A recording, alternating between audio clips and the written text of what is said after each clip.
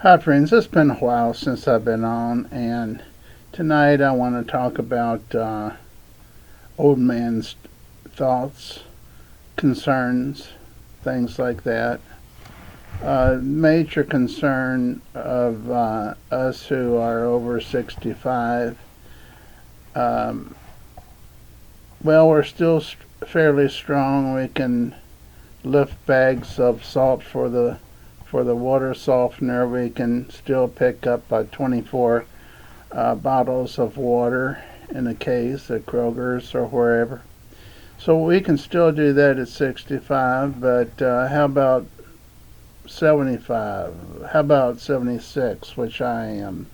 I'm finding it harder and harder to do this, and the doctor tells me don't do this with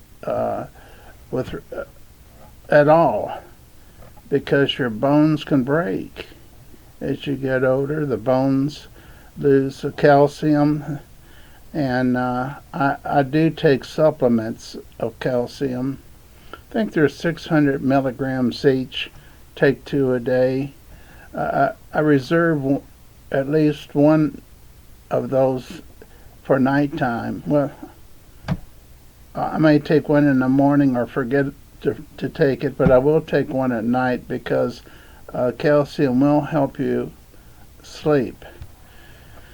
The other thing is it's good for your bones. As we get older, we have less strength in our bones, and we have to be aware that our health is not getting stronger like it was when we were working out in gyms and lifting weights. I did that. Quite a bit. I did it mostly. I joined gyms to sometimes enjoy mixing with girls, and also once in a while one would stop and talk with me, or we talk and later on go out for a date. So my working out at gyms had a twofold purpose. One was to stay strong, and I was never concerned about having a unique body build, although I did take two correspondence courses, one through Charles Atlas and one through Joe Wilder, and they were I was really into fitness at that time. So of course both of them are dead now, but I do have a certificate I can show you sometime that says that I'm a graduate of Charles Atlas um, Institute of Fine Health, for what that's worth. And now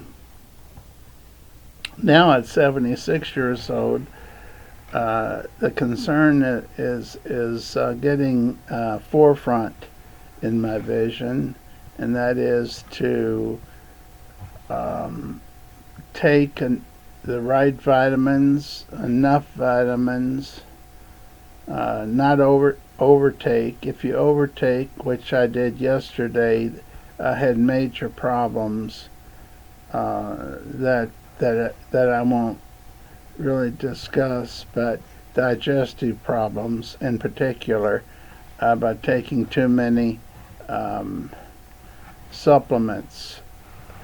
And it only took one more pass what I normally took to ruin my night. And since then I've regained my strength and my ability to function. But I was very concerned last night when things weren't working as well as I hoped when I woke up in the middle of the night. Well, I won't discuss the details. Whatever you're thinking is probably the right details. Now, I wanted to discuss too this weather change and the time change, and wondering if you found the last 2 days being more depressed. And today is November the 2nd. And for me, it felt depressed, not because it was so cold, but because the time had changed. We pulled back 1 hour. That means that it would have been 10:32, but it's showing up now as 9 o'clock and 32 minutes. Okay, so it's disoriented my mind, my thinking, my body. And the second thing is, it seems to be a little darker outside and a little colder. And the news has been bad because of the hurricanes in Jamaica and Cuba. With all this feeding into my mind, it's like, what can I do except ride this out, this depressed mood?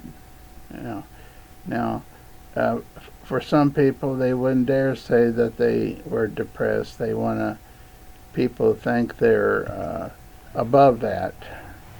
Well, depression is really a human emotion, unless it gets so rapid up and down that it's called bipolar or manic depressive.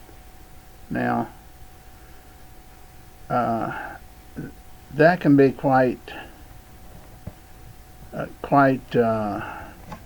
disastrous, because I've worked in the mental health field, and if you're bipolar, especially rapid bipolar, where you can switch up and down real fast, it could be a cause to go into the hospital for help.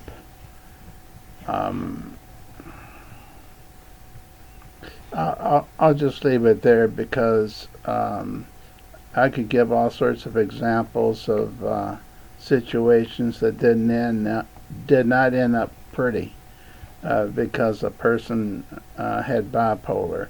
Now, if you have just regular mood swings, like I'm hoping you and I are talking about right now, this is where, hey, no one comes to visit you, no one calls you on the phone, you don't have any relatives that have given you a call for a long time.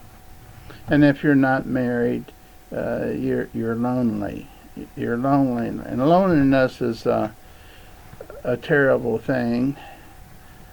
We don't equate that with a major depression, but it is. Loneliness is a cause for major depression. If you're home, you're by yourself, you don't have much to eat, no one calls, and there's no one that you really are friends with anymore because they've moved, it gets kind of dark.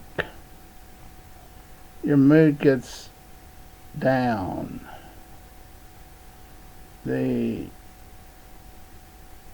atmosphere, it becomes darker, and you search for things to do that might bring you up. A lot of people watch TV. I don't. watch TV that much now. What I may do is pick my favorite singers, which wouldn't be over 3 or 4, and go to YouTube and listen to them or listen to interviews of them by a talk show host. And that'll occupy my mind, pull me up for a little bit. And after a while I'll say, well, I'll just go ahead and take a shower and lay down and read a book. Now, it's very important you read books that pick you up instead of send you down. And that can be a mystery. I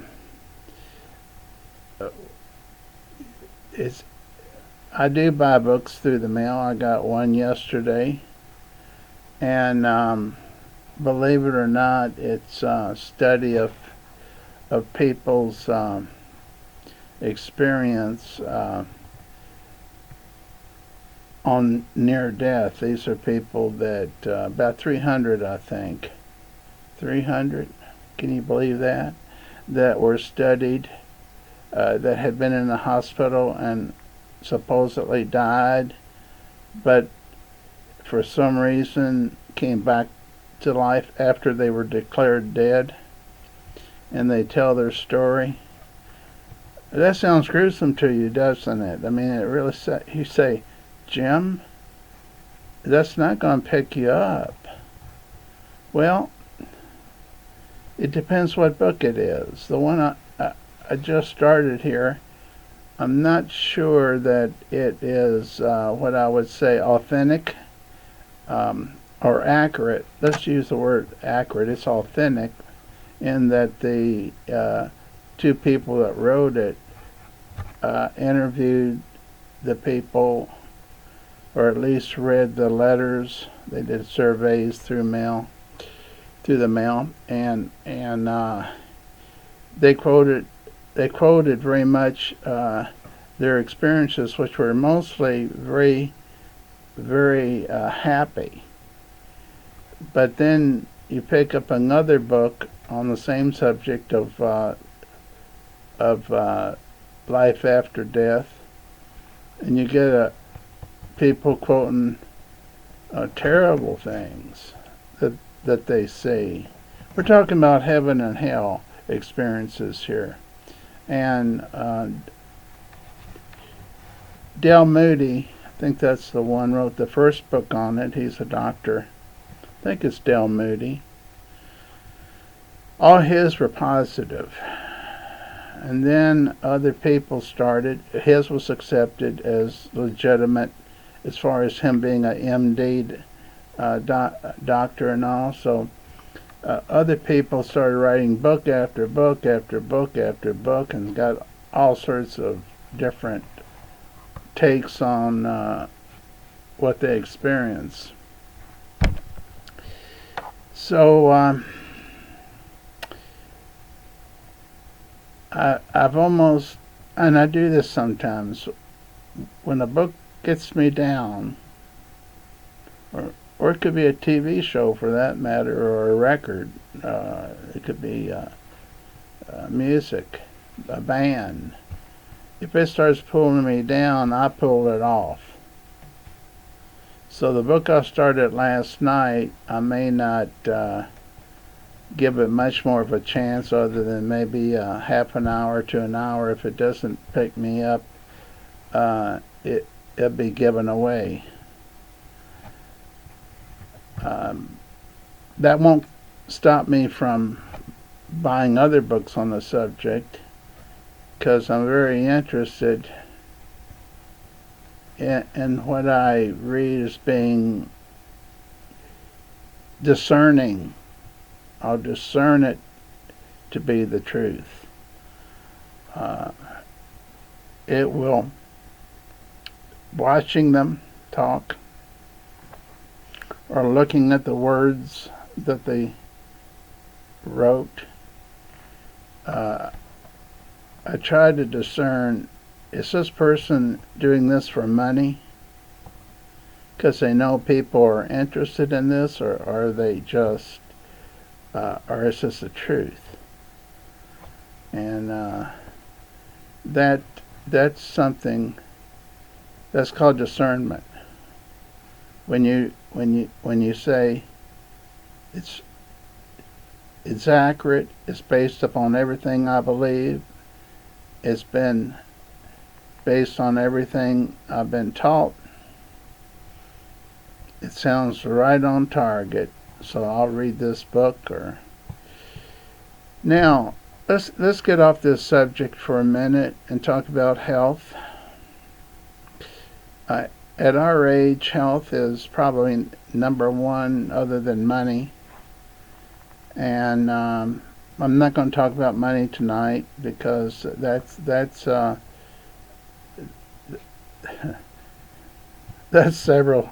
several videos talking about health, which could also be several videos. We must be careful to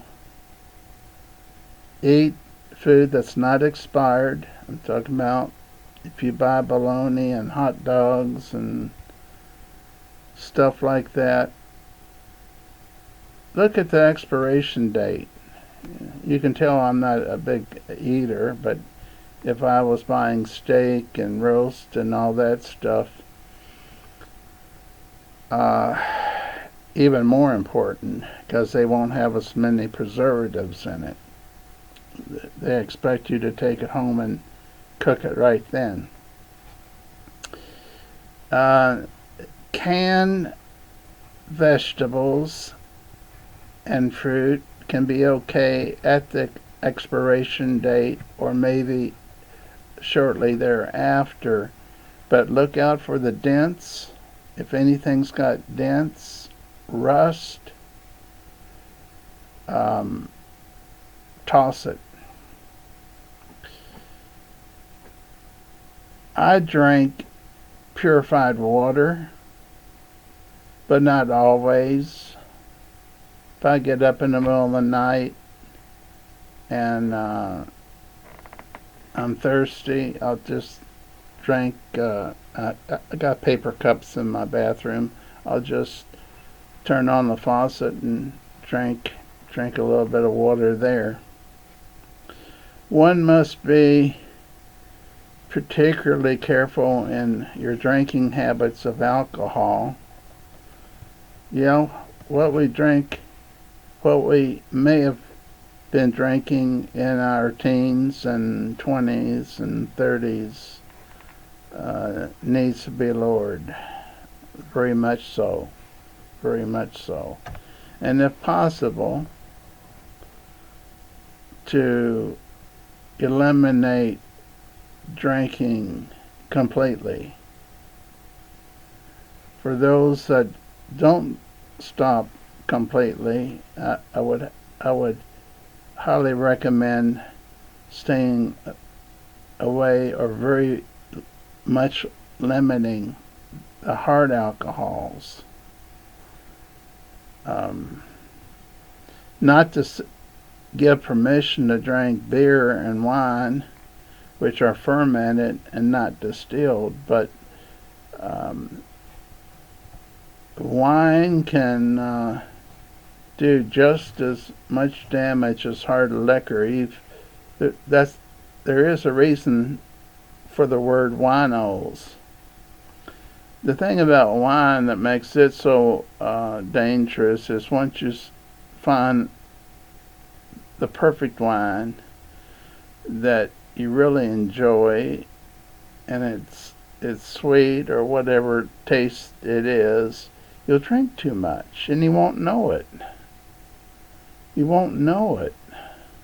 You just keep adding to the glass, and then all of a sudden there will be those nights where you'll drink so much that your mind will start going in circles, and you'll say, "Oh no." You know you're on your way down. You're not going to faint, but you know what the next morning's going to be like. You know you just trashed the next day.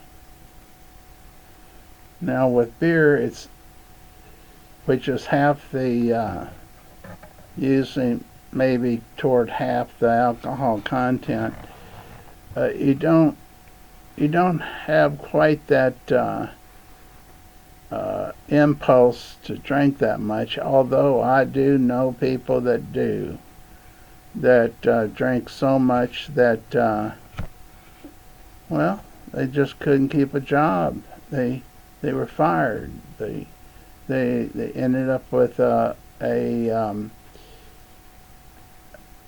liver disease, kidney disease, and then if you look on YouTube under quitting alcohol, you'll see their stories. They're going to tell you how it affected their life and how they're getting off of it, or how they're dying because of it. There's a person that's got cirrhosis of the liver that was giving a day-by-day, I want to say, update on how he felt, and the whole show, very noble for a person to do that, to help other people. I don't think anybody's putting those on there just to make money on YouTube by getting a whole lot of people watching. I think they hit bottom, and they're telling how they're pulling themselves back up. And some of them will even tell you, at least one I saw, said that they're supposed to be dying. That's the one with the cirrhosis of the liver. And that's why he's giving a day-to-day update to let you see if he's improving or going the other way. Okay, so let's see, we've talked about that. Now, as far as vitamins, I guess the best thing for me to say is have laboratory results done by a doctor. If you don't have a doctor, find one by going into the hospital and saying that you don't have a primary care doctor, you'd like to have one, and ask for an internist. At our age, we need an internist. They can require more testing, and they are trained to see more problems for older people. And be sure to find out what you're deficient in as far as vitamins. I take a multiple vitamin, 2 a day, because it says 1 a day vitamins. I buy it from Amazon. You can see what I buy by just looking at it. It says 1 a day vitamin, but then if you start reading the reviews, it says you got to take two a day. But they kept it one a day because that's how they started out. And then as they added more vitamins and minerals, they made it 2 a day. I would suggest taking them. I used to take them both at the same time, but after reading other people's reports on Amazon, that when you take a vitamin twice a day, they say it's best to divide it up, morning and night, or morning and afternoon, something like that. Okay, so I I do take other vitamins other than a multiple vitamin. I take coenzyme Q, referred to as COQ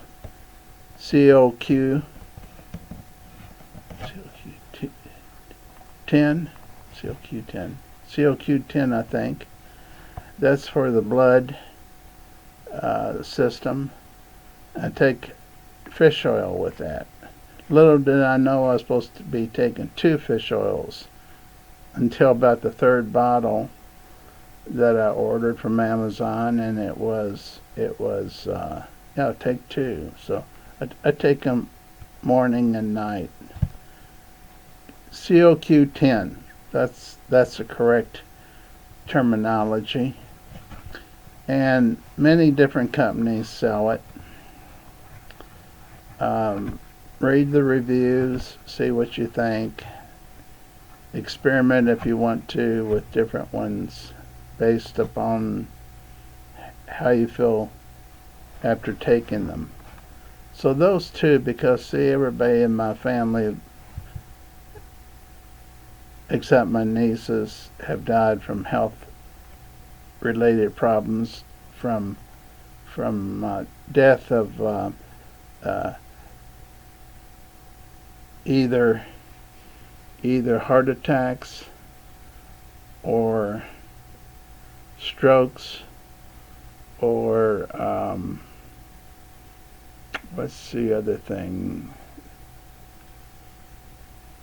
Strokes, heart attacks. Oh well, we'll leave it there. I'll come back if I think of the other one. Congestive heart failure. My mother died from that. My brother died from heart attack and stroke. Stroke killed him. My dad died from heart attacks, probably 2 or 3. Then the stroke took him. It was a sad ending because he was in the hospital so long and in such pain. And I'm not sure he was getting the care that he needed. Now, I wish I could tell you how we could lengthen our life other than what I've shared with the vitamins, eating food that's not expired, reading books or listening to music that will inspire you.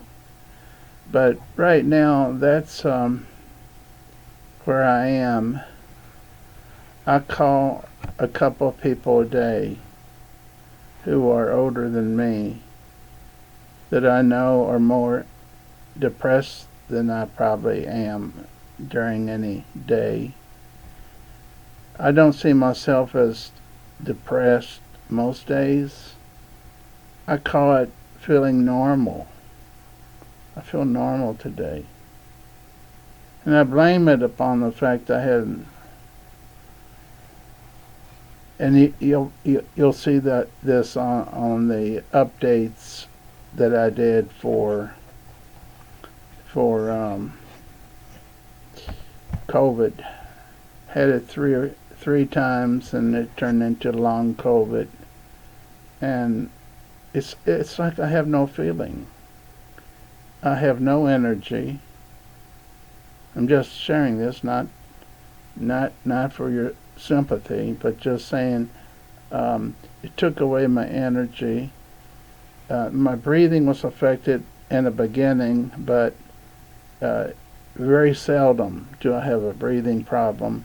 I did wake up one night grasping for air. And then I've already been diagnosed to where I needed nebulizer, or not nebulizer. No, those things that you inhaling things. there's so many of them. There's so many. I did have a nebulizer, by the way. I did have, if that's what you have to have for a breathing treatment, I was put on a breathing treatment resident to do that once an evening. But what I'm thinking about is one of those that you just put 2 puffs in your mouth and you inhale it, and it opens up the breathing better. So one night I was afraid to go back to sleep because I didn't have those at that time. I had stopped taking anything like that inhaler. So I called the doctor. That I was afraid to go back to sleep. I thought, what if I go to sleep and I stop breathing? I actually thought that. And I'm trying to think what I did to convince myself to try to go back to sleep, but I did. And I got an inhaler prescription the next day. Semacorp was the name of it. Semacorp. Not sure if I'm pronouncing it right. It's one of the better ones, one of the more expensive ones, $300 or $400. Since then, I found out you can get one for asthma for $50 or so, and for me it works. It's over the counter. You don't need a prescription, and I don't know the name of it because this is touch and go. I don't need it very often at all. I don't need anything for helping my breathing. It's rare. Not even once a month. But if it happens, it might be 2 or 3 times in a row in a month, and then it's gone. So we want to watch our health. I sort of seeing a doctor every 3 months just seems like a lot when I get the bill for about $300. But I don't pay most of it, okay? It's the deductible on Medicare I pay for, of course. And after that, I've got Medicare B, and I'm paying $300 a month on it, or maybe more. So I've got Medicare A being taken out, Medicare B taken out, and then the Medicare D, which are the drugs, being taken out. I do not advise anyone without careful study to go with anything except Medicare A, B, and D for drugs, because I've had to help people as a counselor get off Medicare Advantage and get back on Medicare because their doctors weren't covered. They did not accept Medicare Advantage. And to use the Medicare Advantage as they promise you can for dental and eye problems, and maybe even lenses once a year, they had to go to another county. And the people I was seeing couldn't drive, okay? So here we go, paying all this money for a taxi to go to another county because this county, which is not a rich county, but the doctors have chosen, many of them, not to be a Medicare Advantage provider. So I'm sharing this not to bash Medicare Advantage because I may be on it next year. is going up so high that Aetna contacted me for a price increase, and it's going up $100 a month. That's just on Medicare B. Because I'm on standard Medicare, which is called A and B. If you don't get the B, if I wasn't paying that $300 or whatever it's going to be more than that. If I wasn't paying, if I didn't go with the B, I would pay 20% of the bill. So if I was rushed to the hospital with a heart attack, and it cost $10,000 or $20,000, Medicare would take care of 80%, and if I didn't have Medicare B, I would have to pay the 20%. Plus, I probably, if I didn't have B, wouldn't have D or the drug plan, so I'd have to pay that out of my pocket too. So it's very. People might think, oh, once you get on Medicare, you got it made. Yeah, you got it made. Because you got it made for coverage, okay? Because every doctor and hospital takes Medicare A and B. And if you're lucky, well, you want to get D anyhow. You want to get D because you don't know what might happen, and you might end up like somebody I know very close, and they have to take medication that costs $1,000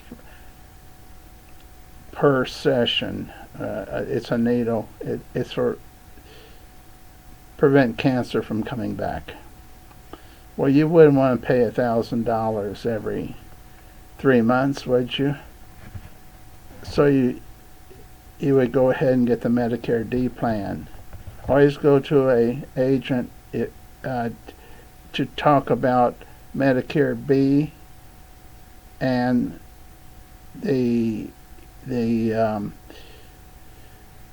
drug plan, because they will get a computer and find out, first of all, they'll take a list of all your drugs, and then they'll find out which company is going to cover it the best. In other words, which one's going to pay the most on your drugs. Now they're going to do the same thing on B too. They're going to put your age in there, and not every. Okay, when you first get Medicare, any insurance company has to that offers Medicare B has to give it to you, but you got to pay for it, just like you will all your life, no matter what insurance company you go to with Medicare B. But here's the thing: if you've got tons of illnesses or incurable diseases, they have to take you.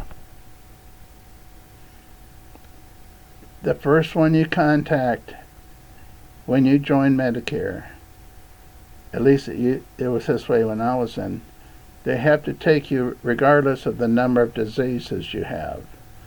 But if you try to switch to another one after that, they're going to put you through a complete question and answer, and maybe ask for your reports about your health. And they will either deny you if you're too much of a risk for them, or they'll up it so high you'll want to stay with the first one, because anything more, any changes, is going to be a catastrophe. So let me repeat this because I may confuse a few of you.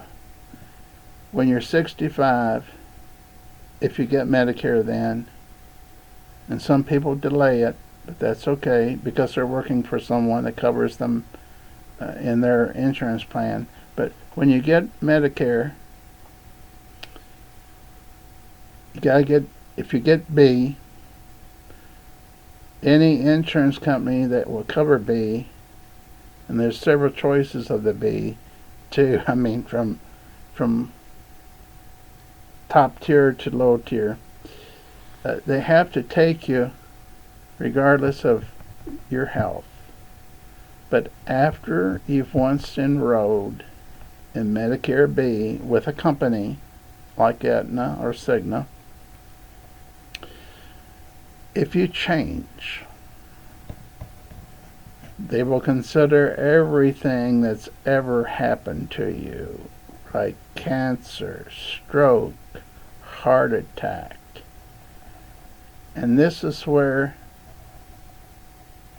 you want to do it right the first time. So go to an independent insurance agent to get the best advice. And if you're not happy with their advice, and you gotta understand they're going to make commission on some of it on Medicare B, and maybe the first time on Medicare D. But after that, they'll run you through. If you're in great health, you may switch to a B plan that's cheaper. But if your health is hanging in rags, I don't think that they're going to find a better one for you than you started out with. Now, D changes every year. You must, if you want the best deal on your drugs, on your drug costs, you must ask your independent agent, or pay him if he has a few cups of coffee, to find out what company you can go with that will give you the best deal on the drugs. And this has nothing to do with your health. It has to do with the cost of the drugs that you're on. So that's completely different than Medicare B. Okay. If you try to do this by yourself, which I did, you're going to end up paying a whole lot more, because I picked the big companies and believed that they were going to give the best deal, and I found out that's not true. So this year I'm going to go through, I'm not going to change B, because no need to. I've got about the best I can expect to get, but the D, the drugs have changed, and that's what I'm very concerned about checking out. Now, let me mention one thing about these saving cards that you're getting. They're prescription saving cards. They work. Sometimes I have gone in and a drug might be $70, and I would say I've got 3 or 4. That would be if they used my insurance. $70. I'd say you got 2 or 3 of these drug cards that save money, and you get them all the time. They're in the paper. They come to you. You'll see them in the doctor's offices. It'll be different companies. If I had my billfold, I'd take them out and show you about 3 or 4 that I have. Can't even think of the name of one now, but I said, could you check the ones that you've got in the computer that you've entered in the past, and compare the $70 to what it would be with one of those? And I said, yeah, here's one. for $12. Yeah, here's one that you only have to pay $12 if we don't run it through your insurance. Well, I think I'll take that one. I caught a fish. Gosh, I wish I could think of these card companies, but you by now you have to have seen them advertised on TV, in the paper, in magazines, in doctors and dentist offices. Now we've covered everything to live to be 100 years old. Should we go on to 110 years old? It's been a pleasure talking with you, and I had no idea what we were going to cover tonight, and we've been going 3/4 of an hour. And I hope to goodness sakes that's two things that I've said apply to you and that you can use and that will save you money, will increase your health, and help you live longer. And I look forward to anybody that wants to send me a note. Normally don't ask people to give me a thumbs down or a thumbs up or even subscribe, but I know it means a lot to me if I know that the information I've given, and I'm giving it straight from my heart. I'm telling you straight from what I do. And at 76, I'm not too much of an old codger, but I'm pretty much in decent health, and mental health normal. I don't particularly like having long COVID because long COVID can cause you to have no energy, or it can cause you other problems, breathing problems, or both, or disappear then come back. I'm sharing this in case you've had this happen, and you wonder why is this happening? Well, did you have COVID? It's not a particularly fun thing to talk to a doctor about because they're not really into studying long COVID unless you go to a specific long COVID clinic, which is very few. I think Cleveland Clinic has one, and some of the other major hospitals will have a separate clinic for long COVID. That's it for tonight, folks. I'm so glad you've stayed with me this long. God bless you, and may God keep you well and keep you fed well. Talk with you tomorrow, maybe. If not, another day or two. Take care.